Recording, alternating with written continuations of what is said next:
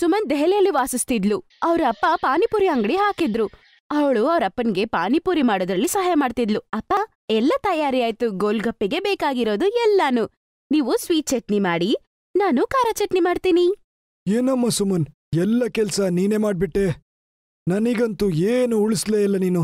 ಹೌದು, ಮದುವೆಯಾಗಿ ಹೋದ್ನಂತ್ರ ಮತ್ತೆ ನಾನು ಏನ್ ಮಾಡ್ಲಿ ಅಂತ ಹೇಳಿ ನೀನು. ನಿನ್ನ ನಾವು ಮಿಸ್ ಮಾಡ್ಕೊಳ್ತೀವಿ. ಅರೇ ಸಾಕುರಿ ಸುಮನ್, ನೀನಾದ್ರೂ ಅವ್ರಿಗೆ ಏನಾದ್ರೂ ಹೇಳಮ್ಮ. ಯಾವಾಗ್ಲೂ ಚಿಕ್ಕ ಚಿಕ್ಕ ವಿಷಯಕ್ಕೆ ಬೇಜಾರಾಗ್ತಾರೆ. ಅರೇ ಅಪ್ಪ, ನಾನ್ ನಿಮ್ಮನ್ ಬಿಟ್ಟು ಎಲ್ಲೂ ಆಗಲ್ಲ. ನನಗ್ ಮದ್ವೆ ಎಲ್ಲ ಬೇಕಾಗಿಲ್ಲ. ನಾನ್ ಯಾವಾಗ್ಲೂ ನಿಮ್ ಜೊತೆನೇ ಇರ್ತೀನಿ. ಇಲ್ಲಮ್ಮ, ಹಾಗೆ ಹೇಳಬಾರ್ದು. ಹೆಣ್ಮಕ್ಳು ಗಂಡನ್ ಮನೆಗ್ ಹೋಗ್ಲೇಬೇಕಮ್ಮ. ಕೇಶವ್ ಒಳ್ಳೆ ಹುಡುಗ, ನೀನಲ್ಲಿ ಚೆನ್ನಾಗಿರ್ತೀಯ. ಸುಮನ್ಗೆ ಮದ್ವೆ ಮಾಡಿ ಸೂರತ್ಗೆ ಕಳ್ಸೋರಿದ್ರು. ಅದ್ರಿಂದ ಇನ್ನು 1 ತಿಂಗಳಲ್ಲೇ ಅವಳಗ್ ಮದ್ವೆ. ಅದ್ರಿಂದ ಅವಳು ಅಪ್ಪ ಅಮ್ಮನ ಬಿಟ್ಟು ಹೋಗ್ಬೇಕು ಅಂತ ತುಂಬಾನೇ ಬೇಜಾರಾಗಿರ್ತಾಳೆ. ಸುಮನ್ ದೊಡ್ಡವಳು ಮತ್ತೆ ಚಿಕ್ಕವನಿರ್ತಾನೆ. ಅವನಿನ್ನೂ ಓದ್ತಾ ಇರ್ತಾನೆ. ತುಂಬಾ ಬೇಗ 1 ತಿಂಗಳಾಗ್ಬಿಡುತ್ತೆ. ಮತ್ತೆ ಸುಮನ್ಗೆ ಮದ್ವೆನೂ ಆಗುತ್ತೆ.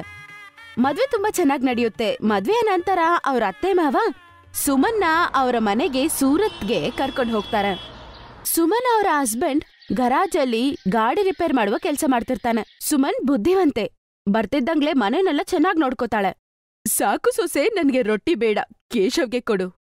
1 ರೋಟಿ ಸಾಕು, ಹೊಟ್ಟೆ ಫುಲ್ ಆಗೋಗಿದೆ ನಂದು. ತುಂಬಾ ರುಚಿಯಾದ ಅಡಿಗೆ ಮಾಡಿದ್ಯಾ ತಾಯಿ.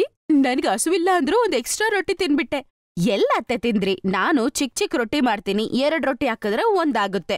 ಇನ್ಮೇಲೆ ನಾನ್ ಬಂದೆ ಅಲ್ವಾ, ನನ್ ಕೈಯಿಂದ ಮಾಡಿರುವ ರುಚಿ ಬಿಸಿ ಊಟ ತಿನ್ನಿ. ಏನ್ ಕಾರಣ ಹೇಳ್ಬಾರ್ದು. ನಮದು ಅದೃಷ್ಟನೇ ಅದೃಷ್ಟ ಕಣಮ್ಮ. ನಿನ್ನಂತ ಹುಡುಗಿ ನಮ್ಮನೆಗ್ ಸೊಸೆಯಾಗ್ ಬರೋದು. ಚೆನ್ನಾಗಿರು. ನೋಡಿ, ನಾನ್ ನಿಮ್ಗೆ ಟಿಫಿನ್ ಪ್ಯಾಕ್ ಮಾಡಿದೀನಿ. ಇನ್ನು 2 ಮಿನಿಟ್ಸ್ ಅಲ್ಲಿ ಬರ್ತೀನಿ. ಹಾ ಸರಿ, ನಾನು ಬೈಕು ತೆಗಿತೀನಿ ಹೊರಗಡೆ. ಅತ್ತೆ, ಬೇರೆ ಏನಾದ್ರೂ ತಗೊಂಡ್ ಬರ್ಬೇಕಾ? ಎಲ್ಲ ಇದ್ರಲ್ಲಿ ಬರ್ದಿದೀನಿ ಅಷ್ಟೇ ಅಮ್ಮ.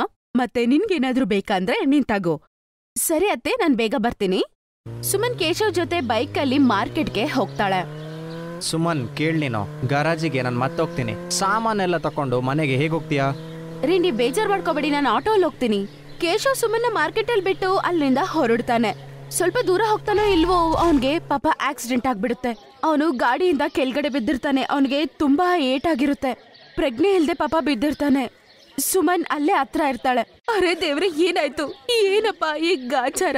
ಚಿಂತೆ ಮಾಡ್ಬೇಡಿ ಅಮ್ಮ, ಸರಿಯಾಗುತ್ತೆ. ಸ್ವಲ್ಪ ಜನ ಅವಳಿಗೆ ಹೆಲ್ಪ್ ಮಾಡ್ತಾರೆ. ಅಲ್ಲೇ ಇರುವ ಹಾಸ್ಪಿಟಲ್ಗೆ ಕರ್ಕೊಂಡು ಹೋಗ್ತಾರೆ. ಡಾಕ್ಟರ್ ಚಿಕಿತ್ಸೆಯನ್ನು ನೀಡ್ತಾರೆ. ಸ್ವಲ್ಪ ತಾದ್ಮೇಲೆ ಕೇಶವ್ ಸ್ವಲ್ಪ ನಾರ್ಮಲ್ ಆಗ್ತಾನೆ. ದೊಡ್ಡ ಪೆಟ್ಟುಗಳು ಏನಿಲ್ಲ. ಕೇಶವ್ ಕಾಲಿನ ಬೋನ್ ಮಾತ್ರ ಮುರಿದಿತ್ತು. 2 ದಿನದ ನಂತರ ಅವನ್ಗೆ ಲೀವ್ ಸಿಗುತ್ತೆ.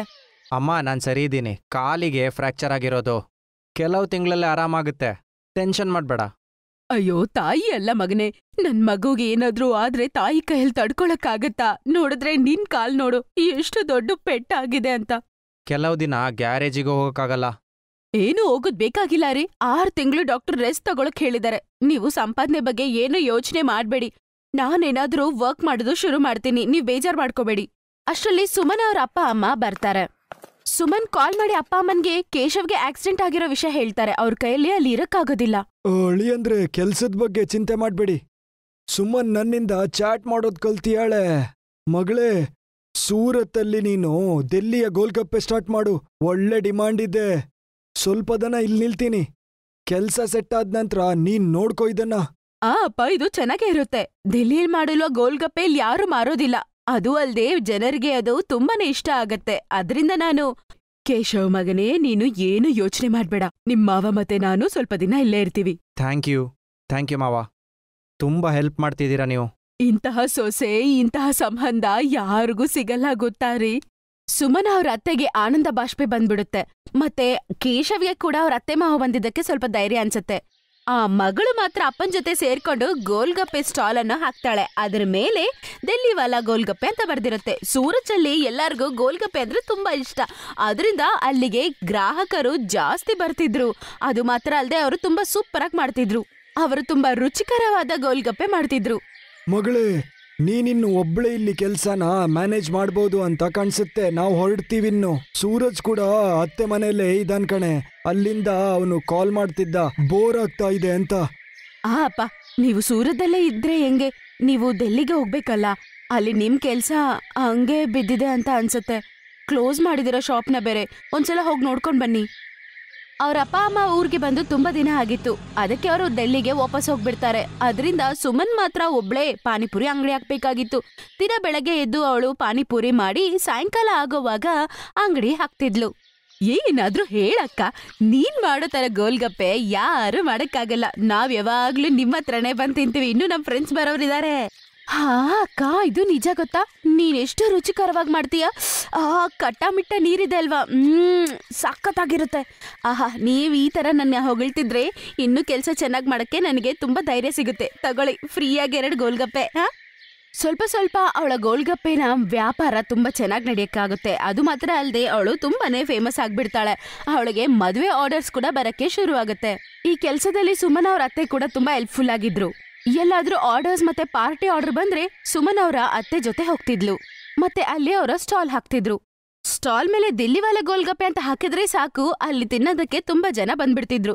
ಸುಮನ್ ತುಂಬಾ ಚೆನ್ನಾಗಿ ದುಡ್ಡು ಸಂಪಾದನೆ ಮಾಡಿರ್ತಾಳೆ. ಒಂದಿನ ಸುಮನ್ ಕೇಶವ್ ಮತ್ತೆ ಅವ್ರ ಅತ್ತೆ ಹತ್ರ ಹೇಳ್ತಾಳೆ, ರೀ, ಇವಾಗ ನೀವು ತುಂಬಾ ಆರೋಗ್ಯವಾಗಿದ್ದೀರಲ್ವಾ, ಮತ್ತೆ ನಾನೇನ್ ಹೇಳ್ಬೇಕು ಅಂತ ಅನ್ಕೊಂಡೆ ಅಂದ್ರೆ ಆ ಗ್ಯಾರೇಜ್ ಕೆಲ್ಸ ನೀವು ಬಿಡ್ಬಿಡಿ ಆಯ್ತಾ.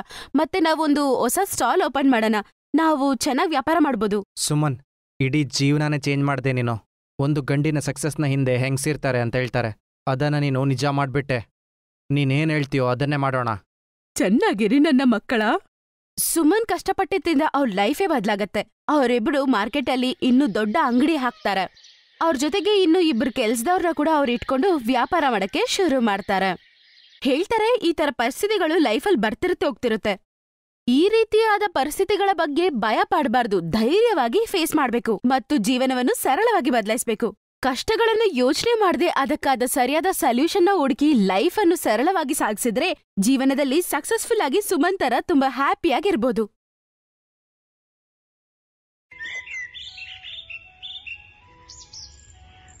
ನೂರ್ಪುರ್ ಗ್ರಾಮದಲ್ಲಿ ಸೀಮಾ ಮತ್ತೆ ಅಂಕು ಜೀವಿಸ್ತಿದ್ರು. ಅವರು ಹುಟ್ಟಾಗ್ಲಿಂದೇ ಅನಾಥರು. ಅವ್ರ ಅಪ್ಪ ಅಮ್ಮ ಅವರು ಚಿಕ್ಕವಾಗ್ಲೇ ಸತ್ತೋಗಿರ್ತಾರೆ. ಸ್ಕ್ರಾಪ್ ಅನ್ನ ಎತ್ಕೊಂಡೋಗಿ ಮಾರೋ ಕೆಲಸ ಮಾಡ್ತಿರ್ತಾರೆ. ಅಕ್ಕ, ಸುಮಾರು ದಿನ ಆಯ್ತು, ಏನು ತಿಂದೇ ಇಲ್ಲ. ಒಳ್ಳೆ ಊಟ ಮಾಡೋಣ. ಅಯ್ಯೋ, ಅಷ್ಟೇನಾ? ಬಾರೋ, ನಾನ್ ಕೊಡಿಸ್ತೀನಿ. ಇಬ್ರು ಕಲ್ಲು ಹಲ್ವಾಯಿ ಅಂಗಡಿಗೆ ಹೋಗಿ ಇಬ್ರು ಸಮೋಸ ತಿಂತಾರೆ. ಅಕ್ಕ, ತುಂಬಾ ಸಂತೋಷ ಆಯ್ತು. ಇದೇ ರೀತಿ ದಿನ ಊಟ ಸಿಕ್ಕಿದ್ರೆ ತುಂಬಾ ಸಂತೋಷ ಆಗುತ್ತೆ. ಇಲ್ಲ ಅಣ್ಣ, ದಿನ ದಿನ ಈ ತರ ಆಹಾರ ನಾವ್ ತಿನ್ನಕ್ಕಾಗೋದಿಲ್ಲ. ನಮ್ಮ ಹತ್ರ ಎಷ್ಟಿದೆಯೋ ಅಷ್ಟಲ್ಲೇ ಜೀವನ ಸಾಗಿಸ್ಬೇಕು. ಸ್ವಲ್ಪ ದಿನದ ನಂತರ ಆ ಊರಲ್ಲಿ ಜೋರ್ ಮಳೆ ಬರುತ್ತೆ. ಮತ್ತೆ ಅವ್ರ ಮನೆ ಕೂಡ ನೀರಲ್ಲಿ ಒಡ್ಕೊಂಡು ಹೋಗುತ್ತೆ. ಅವ್ರ ವಸ್ತುಗಳು ಕೂಡ ಇರಲ್ಲ. ಅಕ್ಕ, ಅಳ್ಬೇಡಿ ಅಕ್ಕ. ಸಾವ್ಕಾರ ಹತ್ರ ಹೋಗಿ ನಾವು ಹೇಳೋಣ, ಅವ್ರು ನಮಗೆ ಖಂಡಿತ ಸಹಾಯ ಮಾಡೇ ಮಾಡ್ತಾರೆ. ಆ ಸೇಟು ತುಂಬಾ ಕೆಟ್ಟವನು. ಅವನು ದೊಡ್ಡ ಕಂಜೂಸ್ ಅಲ್ವಾ ಕಣೋ. ಅವನ್ ಏನ್ ಸಹಾಯ ಮಾಡ್ತಾನೆ ನಮ್ಗೆ ಹೇಳು? ಸರಿ ಅಕ್ಕ, ಒಂದ್ಸತಿ ಹೋಗಿ ನಮ್ಮ ಕಷ್ಟವನ್ನ ಹೇಳ್ಕೊಳ್ಳೋಣ. ಅವನ ಸೇಟ್ ತುಂಬಾನೇ ಕೆಟ್ಟವನು. ಯಾವಾಗ್ಲೂ ಪಾಪ ಮಕ್ಕಳಿಗೆ ಕಡಿಮೆ ದುಡ್ಡೇ ಕೊಡ್ತಾ ಇದ್ದ. ಸ್ವಲ್ಪತ್ತಾದ್ಮೇಲೆ ಅವರಿಬ್ರು ಸೇಟ್ ಮನೆಗೆ ಹೋಗಿ ಸೀಮಾ ಹೀಗಂತಾಳೆ, ಸೇಟ್ಜಿ, ಸ್ವಲ್ಪ ದುಡ್ಡು ಬೇಕು, ಊಟ ಮಾಡ್ಬೇಕು. ಮಳೆ ಬಂದು ನಮ್ಮ ಮನೆ ಎಲ್ಲ ಒಡ್ಕೊಂಡೋಯ್ತು. ಅದ್ರಲ್ಲಿರುವ ವಸ್ತುಗಳೆಲ್ಲ ಕೂಡ ಒಡ್ಕೊಂಡೋಗ್ಬಿಡ್ತು. ಅವಾಗ ಸೇಟಿನ ಹೆಂಡತಿ ಊರ್ಮಿಳ ಅಲ್ಲಿಗೆ ಬರ್ತಾಳೆ. ಅವಳು ಕೂಡ ತುಂಬಾನೇ ಕೆಟ್ಟವಳು. ಗಿಡದಲ್ಲೇನಾದ್ರೂ ಬರತ್ತಿ ನಮ್ಮ ದುಡ್ಡು? ಸೇಟಮ್ಮ, ನೀವೇನ್ ಕೆಲ್ಸ ಹೇಳಿದ್ರು ನಾನ್ ಮಾಡ್ತೀನಿ. ದಯವಿಟ್ಟು ದುಡ್ಡು ಕೊಡಿ, ಹಸು ಆಗ್ತಿದೆ ನಮ್ಗೆ. ನಿಮ್ಮ ಅಂಗಡಿ ಮುಂದೆ ಸ್ವಲ್ಪ ಜಾಗ ಇದೆ ಅಲ್ವಾ, ಅಲ್ಲೇ ಇರ್ತೀವಿ ನಾವು. ಸರಿ ಆಯ್ತು, ಇರಿ. ಆದ್ರೆ ಅಂಗಡಿ ಮುಂದೆ ಯಾಕೆ? ಇಲ್ಲೇ ಮನೆ ಆಚೆ ವೆರಾಂಡದಲ್ಲಿರಿ. ಆದ್ರೆ ಮನೆಯಲ್ಲಿ ಎಲ್ಲ ಕೆಲ್ಸ ನೀವೇ ಮಾಡ್ಬೇಕಾಯ್ತಾ? ಇರೋದಕ್ಕೆ ಜಾಗ ಕೊಟ್ಟು 2 ಹೊತ್ತು ಊಟ ಕೂಡ ಕೊಡ್ತೀನಿ, ಅರ್ಥ ಆಯ್ತಾ? ಸರಿ ಸೇಟಮ್ಮ, ನಮ್ಗೆ ಒಪ್ಪಿಗೆನೆ. ಮಳೆಗಾಲ ಆಗಿತ್ತು. ಅವರಿಬ್ರು ಪಾಪ ವೆರಾಂಡದಲ್ಲೇ ಒಂದು ಬೆಡ್ಶೀಟ್ ಹಾಕೊಂಡು ಪಾಪ ಇಬ್ರು ಮಲ್ಕೋತಾರೆ. ಮಾರನೇ ದಿನ ಬೆಳಗ್ಗೆ ಎಲ್ಲ ಕೆಲ್ಸ ಮಾಡಿ ಎಲ್ಲ ಸ್ಕ್ರಾಪ್ ಏನಾದ್ರೂ ಸಿಗುತ್ತೇನೋ ಹುಡ್ಕೊಂಬರಕ್ ಹೋಗ್ತಾರೆ. ಅಕ್ಕ, ಯಜಮಾನಿ ಅವರು ಅಡ್ಗೆ ಮಾಡೋ ಅದ್ಭುತ ಸುವಾಸನೆ ಬರ್ತಾ ಇದೆ. ಕಚೋಡಿ ಮಾಡ್ತಾ ಇರ್ಬೇಕನ್ಸುತ್ತೆ. ಇವತ್ತು ಕಚೋಡಿನ ತುಂಬಾ ಚೆನ್ನಾಗಿ ತಿನ್ಬೋದು. ನಾನೇನ್ ಅನ್ಕೋತಿದ್ದೀನಂದ್ರೆ ಬೇಗ ಸ್ವಲ್ಪ ದುಡ್ಡು ಕೂಡಾಕ್ಬೇಕಂತ. ಆಮೇಲೆ ನಮ್ಮ ಗುಡ್ಸಲ್ ನಾವೇ ಕಟ್ಕೋಬಹುದು. ಆಗ ನಿಮ್ಮ ಈ ಅಕ್ಕ ನನ್ ಕೈಯಲ್ಲೇ ಕಚೋಡಿ ಮಾಡಿ ನಿನ್ಗೆ ತಿನ್ನಿಸ್ತೀನಿ. ಸ್ವಲ್ಪತ್ತಾದ್ಮೇಲೆ ಸೇಟಮ್ಮ ಅವ್ರಿಗೋಸ್ಕರ 4 ರೊಟ್ಟಿ ಮತ್ತೆ ದಾಲ್ ತಗೊಂಡ್ ಬಂದು ಕೊಡ್ತಾಳೆ. ಸೇಟಮ್ಮ, ನೀವು ಕಚೋಡಿ ಮಾಡ್ತಿದ್ರಿ. ಅಂಕು ಪಾಪ ತಿನ್ಬೇಕಂತ ಅನ್ಕೊಂಡಿದ್ದ, ಅಲ್ಲೇ ಕೂತ್ಕೊಂಡಿದ್ದ. ಬಾಯ್ ಮುಚ್ಚು, ಇದು ಧನವಂತರು ತಿನ್ನೋದು, ನಿಮ್ಮಂತ ಜನರು ತಿನ್ನೋದಲ್ಲ. ಬಾಯ್ ಮುಚ್ಕೊಂಡು ಕೊಟ್ಟಿರೋದನ್ನ ತಿಂದು ನಿದ್ದೆ ಮಾಡಿ. ಬೆಳಗ್ಗೆ 4 ಗಂಟೆಗೆ ಎದ್ದು ಇರೋ ಕೆಲ್ಸ ಎಲ್ಲ ಮಾಡ್ಬೇಕು ನೀವು. ಹಂಗಂತೇಳಿ ಸೇಟಮ್ಮ ಹೋಗ್ಬಿಡ್ತಾಳೆ. ಕೆಟ್ಟೋಗಿರೋ ಆಹಾರವನ್ನು ನೋಡಿ ಅವರಿಬ್ರು ಪಾಪ ಅಳ್ತಾರೆ. ಆಗ ಸೀಮಾ ಅಂತಾಳೆ, ನೀನೇನು ಚಿಂತೆ ಮಾಡ್ಬೇಡ ಅಂಕು, ನಿನ್ಗೋಸ್ಕರ ನಾನ್ ಕಚೋಡಿ ಮಾಡ್ಕೊಡ್ತೀನಾಯ್ತಾ? ದಿನ ಪೂರ್ತಿ ಕೆಲ್ಸ ಮಾಡಿ ಹಸುವಾಗಿರುತ್ತೆ, ಆಗ್ಲೂ ಆ ಊಟನ ತಿಂದು ಮಲ್ಕೊಂಡ್ಬಿಡ್ತಾರೆ. ಮಾರನೇ ದಿನ ಬೆಳಗ್ಗೆ ಅವರು ಕೆಲಸ ಮುಗಿಸ್ಕೊಂಡು ಅವರು ಸ್ಕ್ರಾಪ್ ಎತ್ಕೊಂಬರಕ್ಕೆ ಹೋದಾಗ ಮೆರೆಯುತ್ತಿರುವ ಒಂದು ವಸ್ತು ಅವ್ರಿಗೆ ಕಾಣಿಸುತ್ತೆ. ಅಕ್ಕ ಇಲ್ಲಿ ಬನ್ನಿ, ಇದು ಏನಂತ ನೋಡು.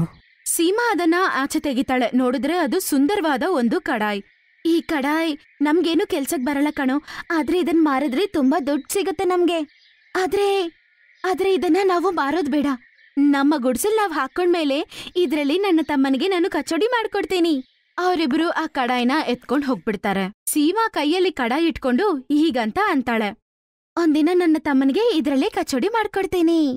ಅಕ್ಕ, ನನ್ನ ಮನ್ಸು ಕಚೋರಿ ತಿನ್ಬೇಕಂತ ತುಂಬಾ ಆಸೆ ಆಗ್ತಿದೆ. ಜಾದು ಆದ್ರೆ ಚೆನ್ನಾಗಿರುತ್ತೆ. ಈ ಕಡಾಯಿ ಕಚೋರಿಯಿಂದ ತುಂಬಬೇಕು. ನಂಗಂದಿದ ತಕ್ಷಣ ಆ ಕಡಾಯಲ್ಲಿ ಕಚೋಡಿ ತುಂಬಿ ಬರುತ್ತೆ. ಅವರಿಬ್ರು ಅದನ್ನ ನೋಡಿ ತುಂಬಾ ಶಾಕ್ ಆಗ್ಬಿಡ್ತಾರೆ. ಹಾಗಾದ್ರೆ ಇದು ಮಾಯಾ ಕಡಾಯಿ ಅನ್ಸುತ್ತೆ, ಅದಕ್ಕೆ ಇಷ್ಟು ಮೆರೆಯುತ್ತಾ ಇದೆ.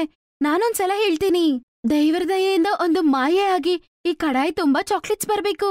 ತಕ್ಷಣ ಆ ಕಡಾಯಲ್ಲಿ ಸ್ವೀಟ್ಸ್ ಬಂದ್ಬಿಡುತ್ತೆ. ಅಕ್ಕ, ಇದ್ರಲ್ಲಿ ನಿಜವಾಗ್ಲೂ ಮಿಠಾಯಿ ಬಂದ್ಬಿಡ್ತು. ನಂಗೆ ವೇಟ್ ಮಾಡಕ್ಕೆ ಆಗ್ತಾ ಇಲ್ಲ. ಸಾವ್ಕಾರ ಮತ್ತು ಸಾವ್ಕಾರಮ್ಮ ನಿದ್ದೆ ಮಾಡ್ಬಿಟ್ರು. ನಾವ್ ಬೇಗ ಇದನ್ನ ತಿಂದ್ಬಿಡಣ. ಸೇಟಮ್ಮ ಕೊಟ್ಟಿರುವ ಆಹಾರವನ್ನು ಅವರು ಹಸುಗೆ ಹಾಕಿ ಅವ್ರು ಬೇಕಾಗಿರೋ ಆಹಾರ ಅವ್ರು ತಿಂತಾರೆ. ಮತ್ತೆ ಅಲ್ಲೇ ಆ ಕಡಾಯಿನ ಅವರು ಬಚ್ಚಿಟ್ಬಿಡ್ತಾರೆ. ಅವ್ರಿಗೆ ಹಸುವಾದಾಗೆಲ್ಲ ಅವ್ರಿಗೇನ್ ತಿನ್ಬೇಕನ್ಸತ್ತೋ ಅದನ್ನ ಕಡಾಯಿ ಹತ್ರ ಕೇಳ್ತಿದ್ರು. ಸೇಟಮ್ಮ ಕೊಡುವ ಎಲ್ಲ ಆಹಾರವನ್ನು ಅವರು ಹಸುಗಾಕ್ಬಿಡ್ತಾ ಇದ್ರು. ಮಾರನೇ ದಿನ ಮನೆಯಲ್ಲಿ ಸೇಟಮ್ಮ ಸೇಟ್ ಹತ್ರ ಈಗಂತ ಅಂತಾರ, ನಾನ್ ಇವ್ರಿಬ್ರಿಗೂ ಕೆಟ್ಟೋಗಿರೋ ಆಹಾರ ಕೊಡ್ತಿದ್ದೀನಿ. ಅದನ್ ತಿಂದು ಇವ್ರಿಬ್ರು ಹೆಂಗ್ರಿ ಹೀಗ ಆರೋಗ್ಯವಾಗಿದ್ದಾರೆ, ಇವ್ರು ಅನಾರೋಗ್ಯ ಆಗ್ತಾರೆ ಅಂತ ಅನ್ಕೊಂಡಿದ್ದೆ. ಸರಿಯಾಗಿ ಹೇಳ್ದೆ ಕಣೆ. ನಾನು ನೋಡ್ತಾ ಇದ್ದೀನಿ, ಸ್ವಲ್ಪ ದಿನದಿಂದ ಅವರ ಆರೋಗ್ಯ ತುಂಬಾ ಚೆನ್ನಾಗಾಗ್ತಾ ಇದೆ. ಇದ್ದಕ್ಕಿದ್ದಂತೆ ಅವರ ಕೈಗೆ ಖಜಾನೆ ಏನಾದ್ರೂ ಸಿಗ್ಬಿಡ್ತಾ? ನೀನು ಅವ್ರನ್ನ ಗಮನಿಸ್ತಾ ಇರೋ. ಆಗ ಸೇಟಮ್ಮ ಅವ್ರನ್ನ ಗಮನಿಸೋದಕ್ಕೆ ಶುರು ಮಾಡ್ತಾಳೆ. ಆಗ ಅವರ ಮಾಯಾ ಕಡಾಯಿ ಬಗ್ಗೆ ಅವಳಿಗೆ ಚೆನ್ನಾಗ್ ಗೊತ್ತಾಗುತ್ತೆ. ತಮ್ಮ, ಇವತ್ತೇನ್ ತಿನ್ಬೇಕನ್ಸುತ್ತೋ ನೀನ್ ಮಾಯಾ ಕಡಾಯಿನ ಕೇಳು. ಜಾದುವಾಗಿ ಕಡಾಯಲ್ಲಿ ಮ್ಯಾಗಿ ಆಗ್ಲಿ. ಹಂಗಂದಿದ ತಕ್ಷಣ ಆ ಕಡಾಯಿ ತುಂಬಾ ಮ್ಯಾಗಿ ಬಂದ್ಬಿಡುತ್ತೆ. ಅವರಿಬ್ರು ಸೇರಿ ಮ್ಯಾಗಿ ಸಂತೋಷವಾಗಿ ತಿಂತಾರೆ. ಈಗ ಅರ್ಥ ಆಯ್ತು, ನಮ್ಮಂತ ಧನವಂತರ ತಿನ್ನ ಆಹಾರನ ನಿಮ್ಮಂತ ಬಡವರ್ಗ್ ಕೊಡ್ತಿರೋದು ಮಾಯಾ ಕಡಾಯ. ಇದನ್ನ ನಾನು ಖಂಡಿತ ಕಳ್ತನ ಮಾಡ್ಬೇಕು. ಅವಳಿಗೆ ಚಾನ್ಸ್ ಸಿಕ್ಕಿದ ತಕ್ಷಣ ಅವಳು ಆ ಕಡಾಯಿನ ಕಳ್ತನ ಮಾಡ್ತಾಳೆ. ನೋಡ್ರಿ, ಆ ಮಕ್ಕಳಿಗೆ ಇದೇ ದೊಡ್ಡ ಆಯುಧ ಆಗಿದೆ. ಅದನ್ನ ನಾನೀಗ ಕಳ್ತನ ಮಾಡ್ಕೊಂಡ್ ಬಂದ್ಬಿಟ್ಟೆ. ನೋಡಿ, ಬಿಸಿ ಬಿಸಿ ಪಕ್ವಾನ್ ನಿಮ್ಗೋಸ್ಕರ ಮಾಡ್ಕೊಡ್ತೀನಿ.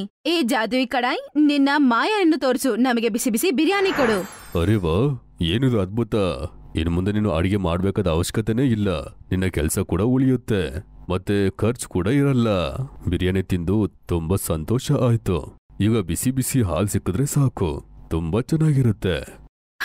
ಈಗ ನೋಡಿ, ಏ ಮಾಯಾ ಕಡಾಯಿ, ಬಿಸಿ ಬಿಸಿ ಹಾಲನ್ನು ನಮಗೆ ಈಗ್ಲೇ ಕೊಡು. ಅದನ್ನ ನೋಡಿದ ತಕ್ಷಣ ಅವಳು ಹೀಗಂತಾಳೆ, ಏ ಮಾಯಾ ಕಡಾಯಿ, ನಮ್ಗೆ ಇಲ್ಲಿ ಶಾಶ್ವತವಾಗಿ ಬಿಸಿ ಹಾಲು ಸಿಗ್ತಾನೆ ಇರ್ಬೇಕು. ಅಲ್ಲಿ ಮನೆ ತುಂಬಾ ಬಿಸಿ ಬಿಸಿ ಹಾಲು ಬರಕ್ಕೆ ಶುರು ಆಗತ್ತೆ. ಅವರಿಬ್ರ ಕಾಲು ಕೂಡ ಸುಡಕ್ಕೆ ಶುರು ಆಗತ್ತೆ. ಅರೆ ಸಾಕು ಸಾಕು, ನಿಲ್ಸು, ಬೇಗ ಹಾಲನ್ನು ನಿಲ್ಲಿಸು ಮಾಯಾ ಕಡಾಯಿ. ಅವರ ಕಾಲುಗಳು ಎಲ್ಲ ಬಿಸಿ ಬಿಸಿ ಹಾಲಲ್ಲಿ ಸುಟ್ಟೋಗುತ್ತೆ. ಆದ್ರೆ ಇದ್ರ ಬಗ್ಗೆ ಯಾರಿಗೂ ಗೊತ್ತಾಗ್ಬಾರ್ದು ಅಂತ ಹೇಳಿ ಅವರಿಬ್ರು ಬಾಯಿಗಳನ್ನ ಮುಚ್ಕೊಂಡಿರ್ತಾರೆ. ಅವಳು ಇದನ್ನೆಲ್ಲ ನೋಡಿ ಬಾಗ್ಲತ್ರ ನಿಂತ್ಕೊಂಡು ಸೀಮಾ ಹೀಗಂತಾಳೆ, ನಿಮ್ಮ ಅತಿ ಆಸೆಯಿಂದ ಇವತ್ತು ನಿಮ್ಗೆ ಒಳ್ಳೆ ಬುದ್ಧಿ ಸಿಕ್ತಲ್ವಾ? ಇಲ್ಲೊಂದು ಮಾಯ ಆಗಿ ಈ ಮನೆ ತುಂಬಾ ತಣ್ಣೀರು ಬರಬೇಕು.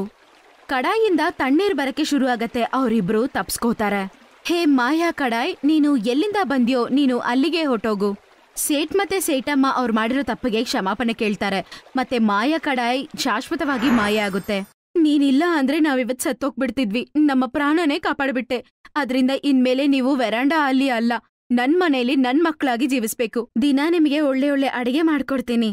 ಅವತ್ತಿನ ದಿನದಿಂದ ಸೇಟ್ ಮತ್ತೆ ಸೇಟಮ್ಮ ಆ ಮಕ್ಕಳನ್ನ ಅವ್ರ ಮಕ್ಕಳ ತರ ನೋಡ್ಕೋತಾರೆ. ಮತ್ತೆ ಒಳ್ಳೆ ಸ್ಕೂಲಲ್ಲಿ ಅವ್ರಿಗೆ ಅಡ್ಮಿಷನ್ ಕೊಡಿಸ್ತಾರೆ. Best buddies. Hello friends. Thanks for watching this video. अगर आपको ये वीडियो पसंद आया है तो प्लीज लाइक, सब्सक्राइब, कमेंट्स करें इस वीडियो पर, और हाँ, शेयर करना भी ना भूलें। और भी मजेदार वीडियो देखने के लिए नीचे दिए गए बेल आइकॉन को दबाएं। देखते रहिए बेस्ट बडीज।